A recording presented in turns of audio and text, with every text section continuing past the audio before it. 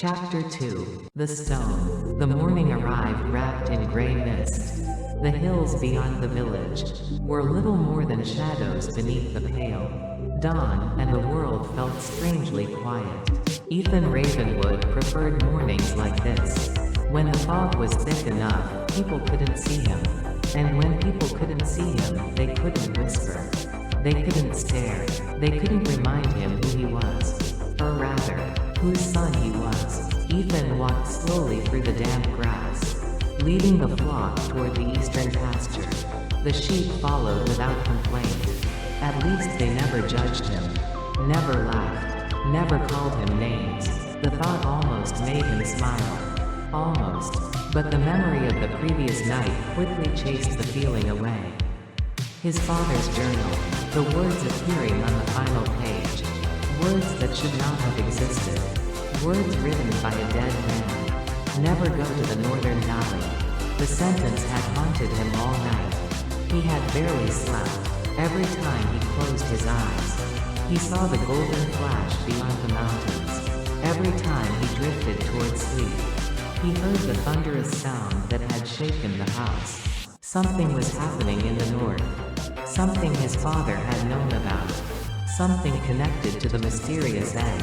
And despite the warning, a part of Ethan desperately wanted to know the truth. By midday, the sun had burned away most of the fog. The sheep gathered beside a narrow stream that cut through the valley floor. Ethan sat beneath a large oak tree. For the first time all day, he allowed himself to breathe. The water flowed gently over smooth stones. Birds sang somewhere in the distance. For a brief moment, he imagined what it would be like to live a normal life. A life where no one knew his name. A life where his father's mistakes or alleged mistakes didn't follow him everywhere. A life where he wasn't constantly trying to disappear. The thought felt dangerous. Hope usually was. Laughter shattered the silence. Ethan's stomach immediately tightened. He knew that laughter. Every victim learns to recognize the voices of their tormentors. 3 figures emerged from the trail. Bran, Thomas, Luke, the same boys as yesterday. The same boys as every other day. They spotted him almost immediately. Bran grinned, the kind of grin predators wore when they found wounded prey. Well, look who's hiding out here. Ethan said nothing. He stared at the stream. Maybe if he ignored them, maybe today, just once, they would leave. They didn't. Did your coward father teach you that trick? More laughter. Thomas picked up a small stone. He tossed it casually into his hand. Or maybe running away is hereditary. The others laughed harder. Ethan focused on the sound of the water. One breath, then another. Ignore them, ignore them, ignore them. A stone struck his shoulder. Thump, not hard, just enough. Bran smiled.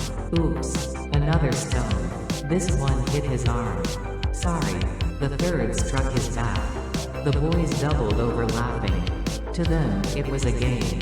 To Ethan, it was Tuesday. Something inside him felt tired. Not angry, not yet. Just tired. Tired of pretending it didn't hurt. Tired of being the village joke. Tired of carrying a name everyone hated. Tired of wondering if maybe they were right. Stop. His voice came out softer than he intended. The boys exchanged glances, then laughed even harder. What was that? Bran cupped a hand behind his ear. I couldn't hear you. Another stone flew. This one struck Ethan's cheek. A sharp sting exploded across his face. Warm blood trickled down his skin. The laughter grew louder. For a long moment, nobody moved. Ethan slowly stood. The laughter faded. Not completely. Just enough. Because now the boys remembered something. Ethan was bigger than them. Stronger than them. Years of hard labor had built muscle into his arms and shoulders. If he chose to fight, someone would get hurt. Maybe several someones. Bran's smile faltered. Only slightly. But Ethan saw it. Go on, Bran said. His voice wasn't quite as calm instant now. Hit me, Ethan's fists clenched. His heartbeat thundered in his ears. He wanted to. Gods, he wanted to. Years of humiliation. Years of loneliness. Years of rage. All of it boiled beneath the surface. Waiting. Begging. Screaming for release. Then Bran spoke again. Just like your father. The words hit harder than any stone. Everyone knows he ran. Silence. He abandoned his friends. Silence. He left them to die. Ethan's vision blurred. And suddenly, he wasn't standing beside a stream anymore. He was 10 years old again. The village square was packed with people. Rain poured from the sky. Someone was crying. Someone was screaming. And at the center of it all stood his father. Bound in chains. Bruised. Broken. Yet somehow still standing tall. Little Ethan pushed through the crowd. Father. His voice cracked. Tears streamed down his face. Father. His father looked toward him. Not at the crowd. Not at the soldiers. Only at him. Ethan remembered that look. Even now, after 10 years, he remembered it perfectly.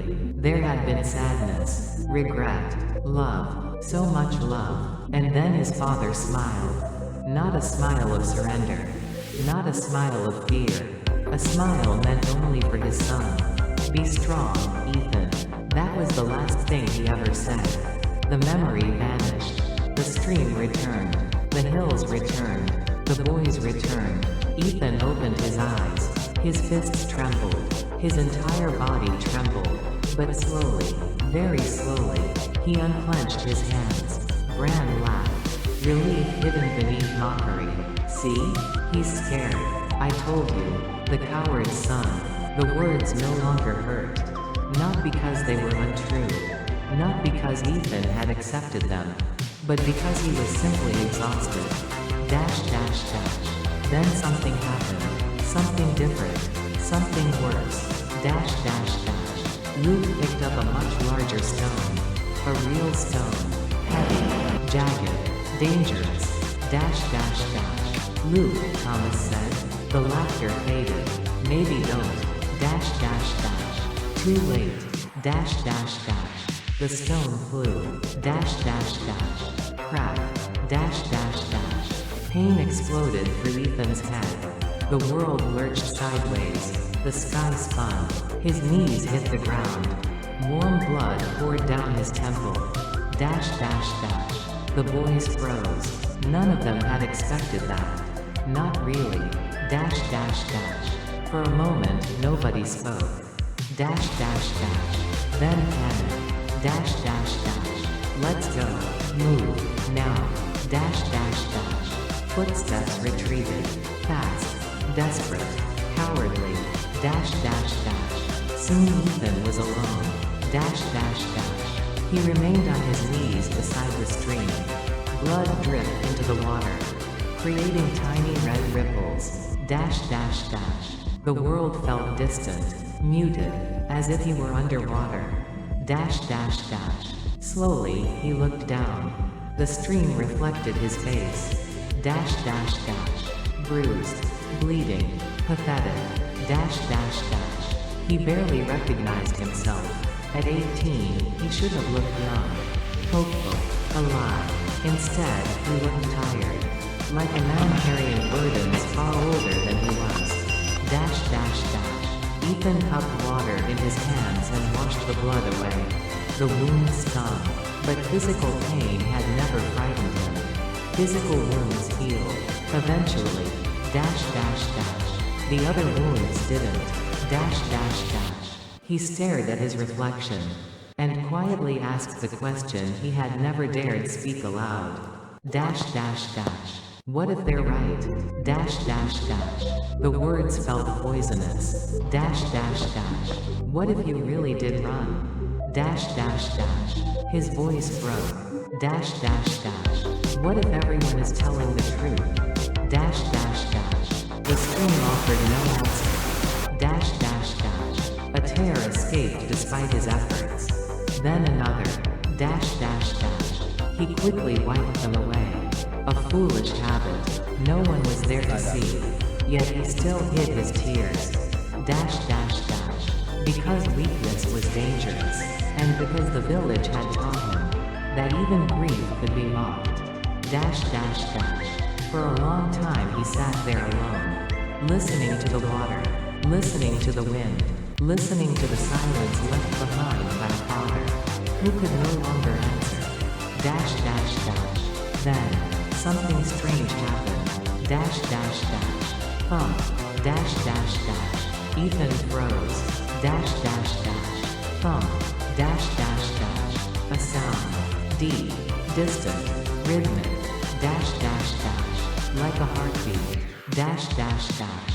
He slowly lifted his head. The sound came again. Dash dash dash. Thump. Thump. Thump. Dash dash dash. Not his heartbeat. Something else's. Something enormous. Dash dash dash. His gaze drifted north. Toward the mountains. Toward the forbidden valley. Dash dash dash. And for the briefest moment, a golden light flashed beyond the peaks.